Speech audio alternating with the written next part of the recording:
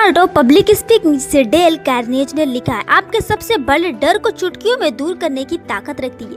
यह किताब सिर्फ एक किताब नहीं बल्कि आपके सुनहरे भविष्य की चाबी है। मार्क ट्वेन कहते हैं कि पब्लिक स्पीकिंग के डर को दूर करने का एकमात्र तरीका लोगों के सामने बोलना है। अगर आपने कभी यह फील किया है कि भीड़ के सामने खड़े होने के विचार से ही आपका दिल तेजी से धड़कने लगता है और आपकी हथेलियों में पसीना आ जाता है, तो आप अकेले ऐसे व्यक्ति नहीं हैं। क्या आप जानते हैं कि पब्लिक स्पीकिंग दुनिया में सबसे कॉमन डर में से एक है? National institute of mental health की एक स्टडी के अनुसार लगभग 75% लोगों को पब्लिक स्पीकिंग से डर लगता है। क्या आप जानते हैं कि पब्लिक स्पीकिंग का डर, जिसे ग्लोसोफोबिया भी कहा जाता है, स्टडी से पता चला है कि लोग मरने से ज्यादा पब्लिक स्पीकिंग से डरते हैं। यह एक दिलचस्प बात है जो इस बात पर रोशनी डालती है कि यह डर हम पर कितनी गहराई तक इम्पैक्ट डाल सकता है। लेकिन क्या आप जानते हैं कि इससे भी ज्यादा मजेदार चीज क्या है? ऐसे लोगों की काउंटलेस कहानियां जिन्होंने इस डर का डट कर सामना किया और जीते। कई फेमस और सक्सेसफुल लोग भी अपनी लाइफ में कभी न कभी पब्लिक स्पीकिंग से डरते थे। एग्जाम्पल के लिए स्टीव जॉब्स, बिल गेट्स और ओपरा विनफ्री, सभी ने एक्सेप्ट किया कि सक्सेसफुल होने से पहले वे पब्लिक स्पीकिंग से डरते थे। दोस्तों, पब्लिक स्पीकिंग एक ऐसा शब्द है जिसे हम में से ज्यादातर लोगों को डर लगता है। लोगों से कैसी बात करनी है, स्टेज पर जाके कैसे कॉन्फिडेंस से बातें करनी है, सोशल मीडिया के लिए अच्छे से वीडियो कैसे रिकॉर्ड होगा, बिना कट वाली इंटरव्यू में कैसी बातें करें, बॉस से अप्रोचल के लिए कैसे बात करें, शादी के लिए प्रपोज कैसे करना है, सभी चीजों के लिए पब्लिक स्पीकिंग में माहिर होना बहुत जरूरी है। उस इंसान को याद कीजिए जिसका बोलने का तरीका आपको बहुत पसंद है। उनकी पब्लिक स्पीकिंग कमाल की है और आप भी उसी इंसान की तरह लाखों लोगों से बात करना चाहते हैं। उन पर पॉजिटिव प्रभाव डालना, यह बुक समरी आपका जीवन बदल सकती है। आज हम the art of public speaking किताब के बारे में बात करने वाले हैं, जिसे best selling author Dale Carnegie ने लिखा है। इस किताब को अच्छे से समझने के लिए हमने इसको 12 चैप्टर्स में डिस्कस किया है। तो चलिए फिर एक एक करके सबको डिटेल से समझते हैं। चैप्टर 1, लोगों के सामने बोलना। पब्लिक स्पीकिंग एक ऐसा तरीका है जिसके जरिए आप अपने दिल की बात दूसरे लोगों से कहते हैं। पहले के जमाने में जब लोग मिल नहीं पाते थे तो वह लिखकर अपनी दूसरों तक पहुंचाया करते थे। सबसे पहले यह तरीका आज से लगभग 450 साल पहले इजिप्ट में आया था, जब लोग एक दूसरे को लिखकर अपनी बातें बताया करते थे। लेकिन समय के साथ साथ लोगों ने भाषा सीखी और फिर उस भाषा का इस्तेमाल करके अपनी बात दूसरों तक पहुंचाना सीखा।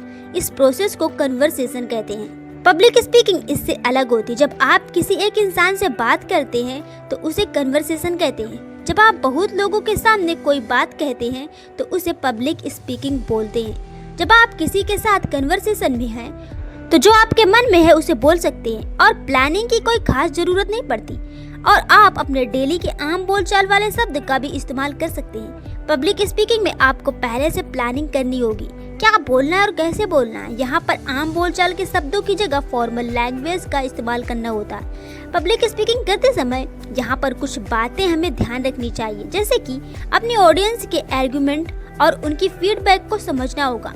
हम ऐसा नहीं कर सकते कि अपनी बातें बताते जाएं और ऑडियंस की एक भी ना सुने। ऐसे में ऑडियंस आपकी स्पीच से अपना इंटरेस्ट खो देगी। इसके लिए अपनी ऑडियंस से टाइम टू टाइम फीडबैक लेते रहें। ऑडियंस के साथ इमोशनली जुड़कर अपनी बातों को फैक्ट के साथ रखें।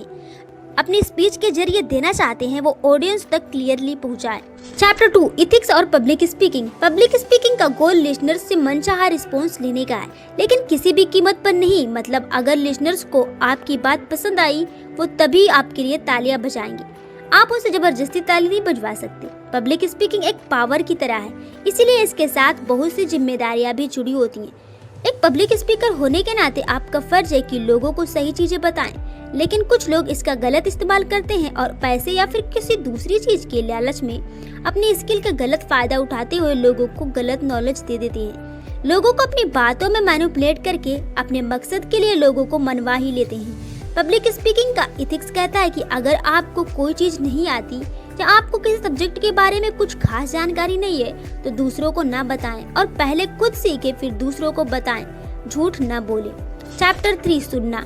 जब आप पहली बार लिसनिंग शब्द सुनते हैं तो आपके मन में क्या आता है? शायद आप सोचते होंगे कि इसका मतलब सुनना होता है, लेकिन नहीं। लिसनिंग और हियरिंग दोनों अलग अलग शब्द हैं। लिसनिंग का मतलब होता है किसी भी चीज को सुनना, समझना और फिर उसके ऊपर अपना रिएक्शन देना। वहीं पर दूसरा शब्द हियरिंग का मतलब होता है किसी चीज को सुनना और जो मन में आए रिएक्शन दे देना। इन दोनों ही शब्द का मतलब अलग अलग होता है। जब आप किसी से बात कर रहे हैं, उसकी बातें सुन रहे हैं, तो आप उसे हियरिंग बोलेंगे, जहाँ पर आप अपनी बात बोल रहे हैं और सामने वाले की बात भी सुन रहे हैं। जब पब्लिक स्पीकिंग करते हैं या फिर एक ऑडियंस के तौर पर एक पब्लिक स्पीकर के सामने बैठते हैं, तब आप लिसनिंग करते हैं। मतलब हर छोटे छोटे शब्द को, हर छोटी छोटी चीज को अपने दिमाग में रखते हैं, उसको समझने की कोशिश करते हैं और उसके बाद अपना रिएक्शन देते हैं। एक अच्छा स्पीकर बनने के लिए सबसे पहले अच्छे लिसनर बने। रिसर्च में पता चला है कि जो हम सुनते हैं उसका सिर्फ 50% ही याद रख पाते हैं। ऐसा इसलिए क्योंकि हम अक्सर सुनने से पहले अपनी बात रखना चाहते हैं, जिसकी वजह से हमारा दिमाग 2 दिशाओं में बढ़ जाता है और किसी भी एक चीज पर 100% ध्यान नहीं लगा पाते। इसीलिए एक अच्छा पब्लिक स्पीकर बनने के लिए यह बहुत जरूरी है कि अपनी ऑडियंस की बात अच्छे से समझे। इसीलिए जब कभी भी आपकी ऑडियंस आपसे कुछ बोले तो आपको बिल्कुल चुप हो जाना है, ताकि आप उनकी बात को अच्छी तरीके से समझ पाएं, ना कि सिर्फ अपनी बात बोलते रहें और उनकी बात भी ना समझ पाएं। या फिर आप अगर एक ऑडियंस के रूप में जा रहे हैं तो अपने पब्लिक स्पीकर की बात को पहले सुने, उसके बाद अपनी बात कहें, ताकि आप दोनों ही एक दूसरे को अच्छे से समझ सके। चैप्टर 4 स्पीच देने का पहला तरीका। एक पब्लिक स्पीकर के लिए उसकी पहली स्पीच बहुत ही क्रिटिकल होती है। जब आप अपनी पहली स्पीच देने जा रहे हो तो ऑडियंस से एक पब्लिक स्पीकर बनने जा रहे हैं और आपको अभी बिल्कुल भी एक्सपीरियंस नहीं है। इसीलिए यहाँ पर ऑथर ने कुछ तरीके बताए हैं, इन्हें आपको अपनी पहली स्पीच के लिए अपनाएं। पहला, ऑडियंस से बातचीत करना। अपनी ऑडियंस से बात करें, क्योंकि अगर आप जाते ही अपने टॉपिक के साथ शुरू हो जाएंगे तो किसी को भी मजा नहीं आएगा और कोई भी आपकी स्पीच में इंटरेस्ट नहीं लेगा। शुरुआत के 2 या 3 मिनट ऑडियंस से बात करने और उनसे हाल चाल पूछने से और उनके यहाँ आने का पर्पज पूछने से ऑडियंस को आपका बिहेवियर पसंद आएगा और वह आपके शब्द को ध्यान से सुनना और समझना चाहेंगे। दूसरा, टॉपिक पर फोकस करना। अपनी ऑडियंस से बात करने के बाद टॉपिक पर पूरा फोकस करें। धीरे धीरे लोगों को अपने टॉपिक के बारे में बताएं, लेकिन जितना जरूरी हो उतना ही ऑडियंस को बताएं। अगर आपका टॉपिक साइंस से जुड़ा है और आपने लोगों को डेली लाइफ के साइंस से कुछ ज्यादा ही डीप साइंस के बारे में बता दिया तो लोग आपकी बातों में इंटरेस्ट नहीं लेंगे और उनका इंटरेस्ट उसी वक्त आपकी स्पीच से खत्म हो जाएगा। लोगों को अपनी बातों से जोड़े रखें। अपनी बातों में आम बोलचाल के फॉर्मल शब्दों का इस्तेमाल करें, हैवी शब्दों का इस्तेमाल न करें, ताकि हर कोई उसे समझ पाए और ऑडियंस आपके साथ जुड़ी रहे। तीसरा, अपनी स्पीच को ऑर्गेनाइज करें। अपनी स्पीच को पूरी तरह प्लान करके बोलें। प्लानिंग करना इसलिए जरूरी है ताकि इस बारे में क्लियर रहें कि कौन सी बात पहले बोलने से ऑडियंस पर अच्छा इम्पैक्ट पड़ेगा और कौन सी बाद में। सबसे पहले इंट्रोडक्शन से शुरू करें, उसके बाद धीरे धीरे अपने टॉपिक की मेन बॉडी पर जाएं। चैप्टर 5, टॉपिक का चयन करना। अपनी स्पीच के लिए कोई भी टॉपिक सिलेक्ट करते समय ध्यान रखें, या तो वो टॉपिक आपको अच्छे से आना चाहिए या तो वो टॉपिक सभी के लिए नया होना चाहिए। जैसे अगर आपको इलेक्ट्रिक गाड़ियों के बारे में बहुत अच्छे से पता है, उनको बनाने से लेकर मार्केट में उतारने, खरीदने तक सब कुछ मालूम है, तो आप पब्लिक को उसके बारे में बहुत अच्छे से बता सकते हैं। या फिर जैसे क्रिप्टो करेंसी टॉपिक कई लोगों के लिए नया है और सभी इस टॉपिक के बारे में जानना चाहते हैं, तो इसके बारे में डिटेल्स निकालें, समझें और पब्लिक को बताएं। इससे वो सुनना चाहेंगे, क्योंकि यह बहुत नया टॉपिक है और उसको हर कोई जानना चाहता है। अगर आप किसी टॉपिक के बारे में बहुत ज़्यादा नहीं जानते हैं, ऑडियंस थोड़ी एक्सपीरियंस्ड है, तो आप सिर्फ उसका ओवरव्यू ही कवर करें, इससे बैलेंस बना रहेगा। चैप्टर 6, ऑडियंस को एनालाइज करें। स्पीच देने से पहले आपको यह समझना होगा कि आपकी ऑडियंस कौन है और वो क्या चाहती है। अगर आपके ऑडियंस में ऐसे लोग बैठे हैं जो मैरिड लाइफ से खुश नहीं हैं और खुशहाल मैरिड लाइफ को एंजॉय करना चाहते हैं, तो ऐसा होने के रीजंस और इसे ठीक करने के तरीके पर बात करने से वो आपके साथ कनेक्टेड फील करेंगे। हो सके तो इससे जुड़ा अपना कोई पर्सनल एक्सपीरियंस भी उनके साथ शेयर करें। वहीं पर अगर आपकी ऑडियंस स्टूडेंट्स हैं तो आपको स्टडी से रिलेटेड टॉपिक पर कवर करना चाहिए। अपनी ऑडियंस का इंटरेस्ट पता करने के लिए सबसे पहले उनसे बात करें। उनसे पूछें कि वो कहाँ से हैं, यहाँ आने का पर्पस क्या है। इस तरह थोड़ी बातें करने से आपको पता लग जाएगा कि वो कैसी मेंटालिटी रखते हैं और सच में क्या सुनना चाहते हैं। चैप्टर 7, अपने आइडियाज और स्पीच को सपोर्ट करें। आपने अपनी स्पीच तैयार करने के साथ ही अपनी स्पीच के साथ कुछ सपोर्टिंग चीजों का इस्तेमाल करने से ट्रस्ट बनता है और लोग अच्छे से बातों का मतलब समझ पाते हैं। सपोर्टिंग मटेरियल का मतलब हर वो चीज जो स्पीच और भी ज्यादा अच्छा बनाए। जैसे मान लीजिए आपका टॉपिक इलेक्ट्रिक गाड़ियां हैं, अब वैसे तो इसके बारे में बहुत लोगों को पता होगा, लेकिन अगर आप इलेक्ट्रिक गाड़ी की कोई तस्वीर ले जाएं, लैपटॉप में इससे जुड़ा कोई प्रेजेंटेशन बनाकर लेकर जाएं, और भी ज्यादा इंटरेस्टेड होंगे और अच्छी से समझ पाएंगे। इसी के साथ स्पीच के दौरान अपनी ऑडियंस से कुछ सवाल पूछते रहें, उनका जवाब दे या फिर ऑडियंस से ही किसी को जवाब देने के लिए कहें। न्यूमेरिकल डाटा इस्तेमाल करें। डाटा से हमें कुछ ही पलों में चीजें समझ में आ जाती हैं और ट्रस्ट बनने लगता है। इसलिए अपनी बातों को वर्बली बताने के साथ साथ सपोर्ट के लिए डाटा भी शो करते रहें। सिर्फ वर्बली सुनने से लोगों को कुछ ही समय तक वह बात याद रहती है, जबकि डाटा जैसे ग्राफ या डायग्राम से ज्यादा क्लियर समझ में आती है। मोटिवेशनल कोट्स का इस्तेमाल करें। स्पीच में समय समय पर कुछ मोटिवेशनल कोट्स डालने से ऑडियंस मोटिवेटेड रहती है और बिना बोर हुए दोबारा स्पीकर की बातों पर ध्यान लगाती है। चैप्टर 8 स्पीच की बॉडी को ऑर्गेनाइज करें। इस पॉइंट में आप जानेंगे कि कैसे अपनी स्पीच को अच्छे से ऑर्गेनाइज कर सकते हैं ताकि लोगों को स्टार्टिंग से लेकर एंडिंग तक अपनी बात समझा सके। अगर आप कभी भी कोई भी बात अपनी स्पीच में बोल देंगे तो कोई भी आपकी बात को नहीं समझ पाएगा। इसलिए अपनी स्पीच को ऑर्गेनाइज करना बहुत जरूरी है। अब यहाँ पर कुछ पॉइंट्स हैं जिनके जरिए आप अपनी स्पीच को ऑर्गेनाइज कर सकते हैं। पहला, हल्की बातचीत और परिचय के साथ शुरू करें। अपनी स्पीच को स्टार्ट करते समय सबसे पहले अपनी ऑडियंस से बात करें और पता लगाएं कि वो कैसा फील कर रहे हैं और वह इस स्पीच के टॉपिक को लेकर कैसा सोचते हैं। उसके बाद अपने टॉपिक का सबसे छोटा पार्ट और जो सबसे पहले आना चाहिए उसको थोड़ा थोड़ा बताना शुरू करें। बताते समय हमें ऑडियंस से भी कुछ सवाल पूछना है ताकि शुरुआत से ही उनके अंदर टॉपिक को लेकर दिलचस्पी आ जाए। ध्यान रखें कि शुरुआत में ही बहुत ज्यादा गहराई में न जाएं, सिर्फ थोड़ी थोड़ी बातें करें। दूसरा, स्पेशियल ऑर्डर को फॉलो करें। अपनी स्पीच में छोटा सा परिचय देने के बाद अपनी स्पीच के मेन बॉडी पर आना है और जहां अपने टॉपिक के बारे में गहराई तक जाना है, इसके लिए स्पेशियल ऑर्डर तरीके को फॉलो करें। इस ऑर्डर का मतलब है एक सीक्वेंस को फॉलो करते हुए फैक्ट्स को बताएं। उदाहरण के लिए आप किसी चीज की अच्छाई करते हुए आ रहे हैं तो आगे भी उसकी अच्छाई के बारे में ही बातें करें, फिर उसकी कमियों के बारे में और उसके बाद उन कमियों को ठीक करने के तरीके के बारे में। तीसरा, मुख्य पॉइंट्स को अलग रखें। स्पीच में जितने भी जरूरी पॉइंट्स हो और जिनके बेस पर पूरी स्पीच तैयार होगी उनको अलग रखना है और अपने एग्जाम्पल्स को अलग रखना है। अगर आप दोनों को एक साथ मिला देंगे तो ऑडियंस नहीं समझ पाएगी कि क्या ज्यादा जरूरी है और क्या नहीं, उन्हें किस पर ज्यादा ध्यान देना चाहिए और किस पर कम। इसीलिए अपने जरूरी पॉइंट्स को दूसरे एग्जाम्पल से अलग रखें। ऐसा करने से आप इफेक्टिवली अपनी बात रख पाएंगे। चैप्टर 9 स्पीच की शुरुआत और अंत। हालांकि अब तक आप समझ चुके हैं कि हमें अपनी स्पीच की शुरुआत हल्के फुल्के परिचय से करनी है। अब यहाँ पर कुछ एडिशनल तरीके बताए गए हैं जो स्पीच की शुरुआत और एंडिंग को अट्रैक्टिव बनाने में यूजफुल साबित हो सकते हैं। तो इसके लिए इन तरीकों को अपनाएं। पहला, ऑडियंस के साथ टॉपिक को जोड़ें। इसके लिए अपने टॉपिक के बारे में उनको थोड़ा परिचय दें, फिर उनसे कुछ सवाल पूछें और जवाब मिलने के बाद उनकी बातों से रिलेटेड कुछ बातें कहकर ऑडियंस में से किसी और से अगला सवाल पूछें ताकि वह यह समझ जाएं कि आज का टॉपिक किस बारे में होने वाला है और ऑडियंस इसके लिए मेंटली प्रिपेयर हो जाए। Chapter 10 speech outlining. अभी तक हमने देखा कि ऑडियंस के सामने स्पीच को कैसे बोलेंगे। अब आप जानने वाले हैं कि जब आप अपने लिए स्पीच लिख रहे हो तो किन किन बातों का ध्यान रख रहा है और हम स्पीच कैसे लिख सकते हैं ताकि उसमें कोई गलती ना हो और वह एक एक्साइटिंग स्पीच बन पाए।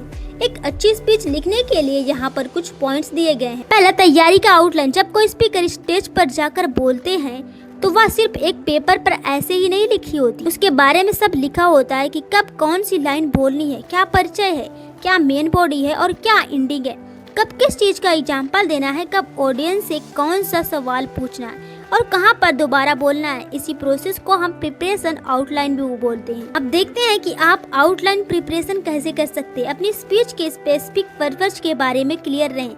इसके लिए आपको ध्यान रखना है कि अपनी स्पीच के सबसे जरूरी पॉइंट्स यानी मेन बॉडी में क्या देना है, या फिर इसको एक और तरीके से समझ सकते हैं कि हमें अपने स्पीच का टाइटल क्या रखना है। हमारी स्पीच किस चीज पर होने वाली है हमें वह लिखना है। जैसे अगर स्पीच किसी देश के ऊपर है तो सबसे पहले उस देश का नाम लिखना है और ऑनलाइन या जितने भी रिसोर्सेज आपके पास हैं वह सब कुछ निकालना है। जहाँ हमारे पहले स्टेप का हिस्सा है जहाँ पर हमें यह डिसाइड करना है कि स्पीच का क्या टाइटल होगा और स्पीच इस टॉपिक पर होगी। चैप्टर 11 भाषा का स्मार्टली इस्तेमाल करें। आप स्पीच में जो लैंग्वेज इस्तेमाल करें वह क्लियर और ऑडियंस से कनेक्टेड होनी चाहिए। भाषा का यहाँ पर मतलब है कि किस टोन में बात कर रहे हैं, ध्यान रखें कहीं आपकी बात सामने वाले को गलत तो नहीं लग जा रही है, या फिर आप जो चीज कहना चाह रहे हैं वह लिखा तो सही है लेकिन अच्छे से बोल नहीं पा रहे हैं। अपनी पूरी स्पीच के दौरान बहुत ही आराम से बोले।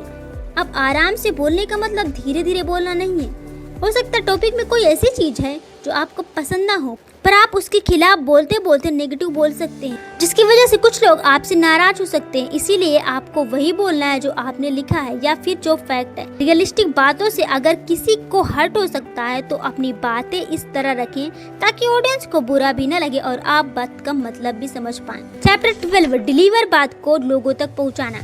अब तक आपने समझ लिया कि आपको अपनी स्पीच कैसे लिखनी है, स्पीच में क्या क्या चीजें जरूरी होनी चाहिए, किस भाषा का इस्तेमाल करना है, अपनी ऑडियंस को कैसे जोड़ के रखना है, यानी लगातार ऐसा क्या बोले ताकि हमारी ऑडियंस स्पीच में दिलचस्पी लेती रहे। अब हम देखते हैं स्पीच बोलते समय सबसे जरूरी चीज है बातों को ऑडियंस तक पहुँचाना, यानी कोई भी चीज बोलने या बताने का तरीका। आप खुद ही सोचिए, आज तक जितने भी पब्लिक स्पीकर्स को देखा है, क्या आपने कभी देखा है कि वह सुस्त होकर भी कोई बात बोल रहे हों? वह जो भी बोलते हैं जोश और पूरे होश में बोलते हैं। इससे उनकी बातों का इन्फ्लुएंस और विश्वास बढ़ने लगता है। अपनी बातों को पहुंचाने के लिए इन तरीकों को अपनाएं। आपका पहनावा, पर्सनल अपीयरेंस, यानी कोई भी इंसान किस तरीके से आपके सामने आता है आप सोच कर देखिए। अगर आप स्पीच के लिए सिर्फ शॉर्ट्स और टी शर्ट पहन के स्टेज पर जा रहे हैं तो क्या सामने वाला इंसान आपको सीरियस लेगा या फिर वह आपकी बात पर विश्वास करेगा? नहीं, क्योंकि आप उसके सामने उस तरीके से अपीयर नहीं हुए जिस तरीके से वह चाहता था। यानी जब कभी भी एक पब्लिक स्पीकर के बारे में सोचते हैं तो सब सूट बूट पहना एक सज्जन इंसान हमारे दिमाग में आता है। तो आप भी हमेशा वही सज्जन इंसान बनकर अपनी स्पीच के लिए जाएं या एटलीस्ट फॉर्मल कपड़े पहने। दूसरी स्किल पर ध्यान देने के लिए अपने बॉडी पोस्चर और हाथों के एक्शन का ख्याल रखें। स्पीच के हिसाब से अपने बॉडी मूवमेंट को बदलते रहें। जैसे सिर्फ एक चेयर पर बैठकर मोटिवेशनल स्पीच देने के बजाय मोटिवेशनल स्पीच को खड़े होकर लोगों के साथ मिलकर अपने हाथ खोलकर उनसे कुछ सवाल पूछकर उसके कुछ जवाब देकर अपनी स्पीच बोलेंगे तो ऑडियंस को दिलचस्पी आएगी, वो आपकी बात समझ पाएंगे और विश्वास कर पाएंगे। और वही आंखों में देखना, आई कांटेक्ट। तीसरी सबसे ज्यादा जरूरी चीज है आंखों का कनेक्शन।